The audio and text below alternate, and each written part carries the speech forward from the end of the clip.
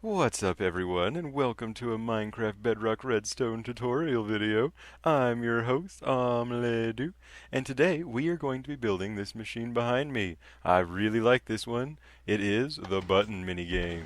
Once activated, a random amount of time will pass until the light comes back on. If you hit the button correctly when the light comes on, just like I did, you win. If, however, you don't hit the button exactly when the light turns back on, then oh, you lose. This minigame is super addicting, gives me lots of anxiety waiting for the light to turn back on. It has adjustable difficulty, and it has adjustable average length in between light activations. But we'll get into that at the end of the video. For now, this is what you're going to need to build this thing. The top row of stuff is required, but this packed ice and cobblestone, just go with the note block. Any instrument you want the note block to play, use the corresponding block. And then you'll need one non-stackable item of any kind, and then your solid blocks of choice. Super cheap, super small, and super easy. I really like this one. So to start off, you need a 6x6 area. So find where you're going to build it. And then we're going to start off with the button and the light so that we know where we're going to be. And we start with the button right there. And then another decorative solid block with the light on top, just like that. Another decorative solid block with another button on top. And then switch to your regular pistons. And place one regular piston right there. And then one right there. And then a block of redstone in between them, and a redstone dust on this back one right here. And then jump in your hole and dig down one more tile in the whole 6x6 area. So clear out one more down all the way, and then line yourself up with the light and dig down one more block, and then dig out this half. Alright, that's all the digging. So now we're going to grab all of our redstone stuff. And so you start off by placing a redstone torch right here, directly underneath the light. And then place a solid block of your choice on top of that torch, and then another torch on top of that. Now grab your repeaters. Place a repeater this way, coming out from the torch on one tick. And place another repeater right here. And then a comparator right here on subtraction mode. And then a solid block of your choice right here underneath the button. And then redstone dust over here. And coming out from here all the way. And then switch to your comparators and place this one going that way and then the other one going the other direction. Then place a solid block down right here with redstone dust on top. And then place the solid block that you want your note block to play right there with your note block on top. And this side is done. So now switch to your other side. Next to this torch, dig out one block and place a redstone dust right here and right there. Then put a comparator right there, going into that redstone dust. A dropper facing this corner and a hopper going into that dropper. You have to crouch to place the hopper onto the dropper. Make sure that it's going into the dropper. Then place a solid block of your choice right here, and then diagonally out from it. And then a redstone torch over under there on the side of that block, and a repeater going to the back on full ticks, and a redstone dust under there. So this should start ticking back and forth all the time. So place your other note block right here. I like to use the stone. And then place one redstone dust right there, and it should stop. And that's it. So now we have to load our randomizer. So put one non-stackable item into this dropper. And if you activate it with just one in there, the light will activate every single time.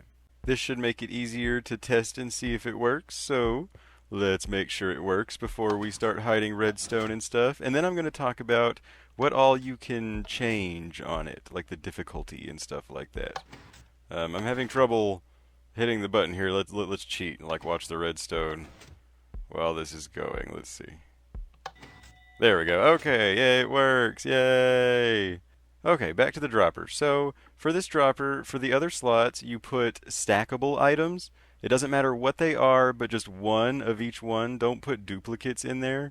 And then each time the game checks to see, like the light turns on when it hits the non-stackable item. So every time it checks, if it hits one of the stackable items, nothing happens. So if you put in 2, every time it checks, it has a 50% chance of activating. But if you put in 9, then every single time it has a 1 out of 9, like a 11% chance to activate.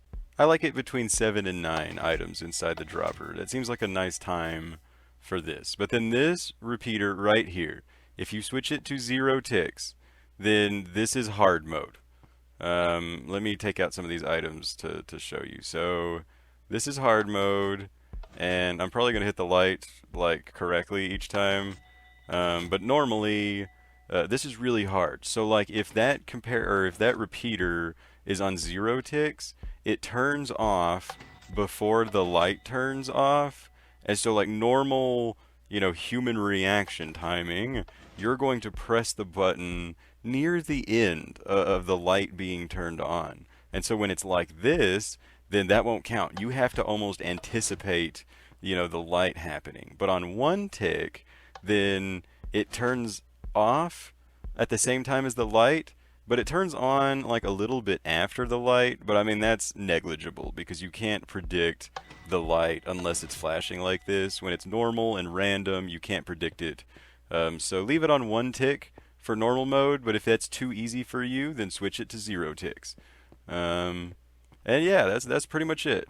Now I'm going to go hide the redstone and talk about a few more things.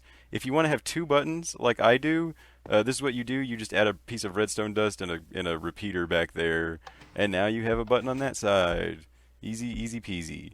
Now, alternatively, you can add a lever instead of a button activation. If you just want it to keep going and so you can tweak out on the button, this is what you do. So remove your button and your pistons with that redstone dust, and then put some decorative blocks going this way and put your lever on top.